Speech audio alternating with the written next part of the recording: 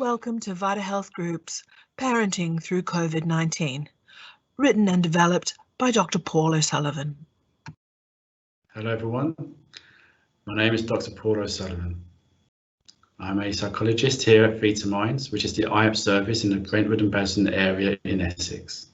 You can find out more about this and similar webinars on COVID-19 on the websites of the Brentwood and Basden CCG and on the Vita Health Group's website. Both websites will be shown towards the end of this presentation. Now today I would like to talk to you about the challenges of parenting during the time that we're in, the COVID-19 pandemic. The presentation will cover the importance of communication and creating a consistent routine, managing challenging behaviours in children as well as our own stresses, and then we will finish with a lovely short mindfulness exercise for anyone that would be interested. Now, adults play a key role in helping children of all ages to understand the world around them, especially during these unprecedented and uncertain times. Children will likely have heard about COVID-19 or noticed a multitude of changes around them, from maybe no longer seeing their nursery or school friends, to reading news and social media posts, to overhearing conversations between adults. It can feel difficult as parents to know what is the best thing to say, but also how to ease our child's concern. Here are 5 points to consider that may help when talking to your child. Firstly, be available, be open, and encourage your child to talk and ask questions. And try to be as honest as possible, while also considering your child's age and level of understanding. Don't worry if you don't know any answer to your child's questions. That's fine. It's okay to say, I don't know. You can always try to find the answers to their questions at a later time. You can also try to find the answers to their questions together. Be supportive and compassionate. Your child is probably trying to make sense of a changed world, much same as you, me, most other people. Give them the space and time to do just that. This will help them to feel safe and secure. The fourth point is to ensure that you only use reliable, trustworthy sources for your COVID-19 information. This is particularly important when you consider the importance of being honest with factual information. You can also guide older children who are more likely to rely on their own sources to these same reliable sources of information. And finally, end on a positive. When you have a conversation with your child about what's going on, try to ensure that you end that conversation on a positive note. For example, just check in with your child at the end of any talk and try to find an enjoyable activity to do together. If nothing else, be willing to talk and listen. Remember that silence and a lack of transparency do not tend to protect children. Honesty and openness do. When talking to your child, consider their age and how much they will understand. After all, you probably know them best.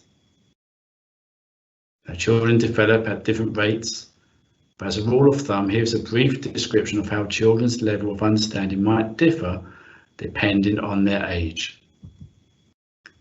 Children up to 3 years tend to be more focused on the here and now and will largely have little understanding of illnesses and how illnesses are treated. So keep communication brief, and with all children, be honest. For example, say that they will not see their grandparents this week. Keep it short and within a very short time scale. That's what they will understand. But then also add that they will see them soon. Spending time with your child will also help to reassure them if they feel distressed. Now, children aged 4 to 7 years tend to have a better understanding of illnesses with regards to noticeable symptoms, like a cough or sneezing, for example. But they still mainly base their understanding on their own experiences. They may ask more questions at this stage. If so, keep your answers simple and feel free to say you don't know when they ask a question that you'll not readily have the answer to. You can always find the answer at a later time. Remember that. This is also an appropriate age to help your child to label and express their emotions. And you can do this and encourage this, but also naming and labeling your own emotions. As children reach the age of 7 to 12 years, they gain a greater understanding of illness and how to protect themselves. It might be important to encourage them to share how they feel.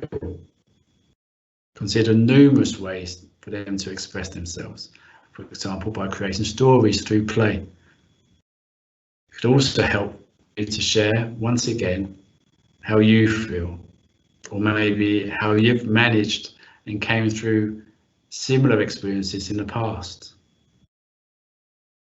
Now, teenagers tend to be more independent thinkers and have a good understanding of illness. They may rely more on information that they get from friends or social media, which helps to inform them. It can be helpful for teenagers to know that you are still there for them. If they have any questions, that they can come and talk to you. It may seem as though they need their own space and they want their own space, but for them to know that you're still there is important. And if it's possible, again, you know your child best, but if it's possible, try to direct teenagers to reliable sources of information, as opposed to sources such as social media. There will be a list of possible sources at the end of this presentation. And the current pandemic has meant that the daily work, home, school routines that we were all so used to have been disrupted for the time being. This can be a difficult change for children, teenagers, and also for us to adjust to. It can leave us feeling very unsettled. It can therefore be helpful to create new routines. So here are a few pointers. Create a new or adapted daily and weekly routine, which you might find is particularly effective if you include your child in the planning of the routine, that is. They are more likely to stick to any new routine if they feel included.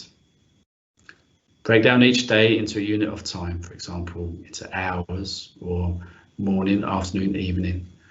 And think about the activities you and your child could do together during that time, or to do separately during that time.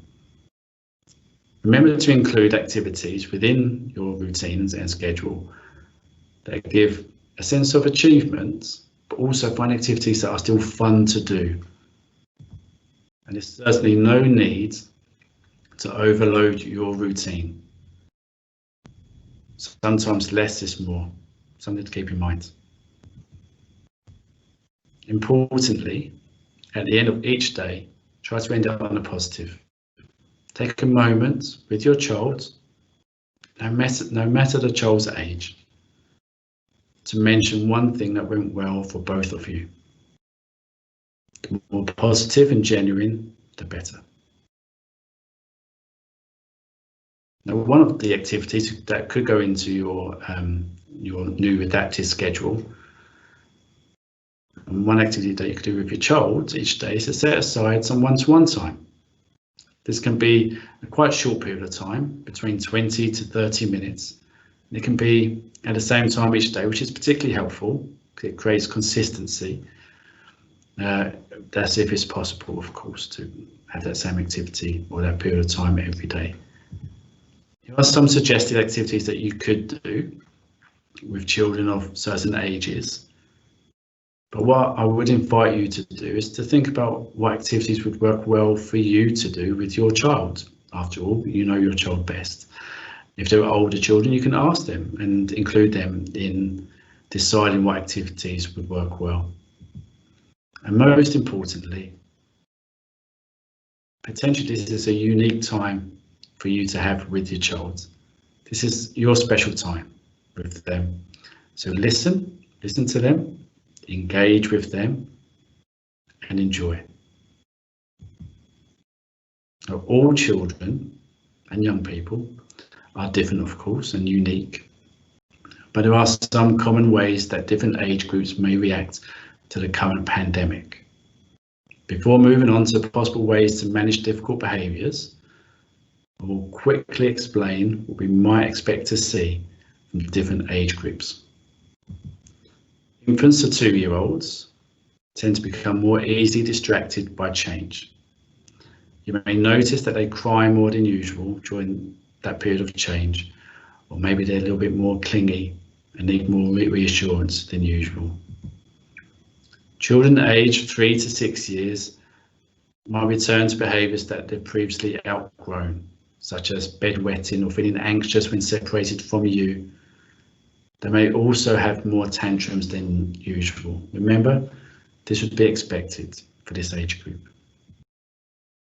For 7 to 10-year-olds, you may notice that they seem more anxious, sad, maybe more angry than usual, that there's been changes in their behaviours even, that they seem more talkative or withdrawn.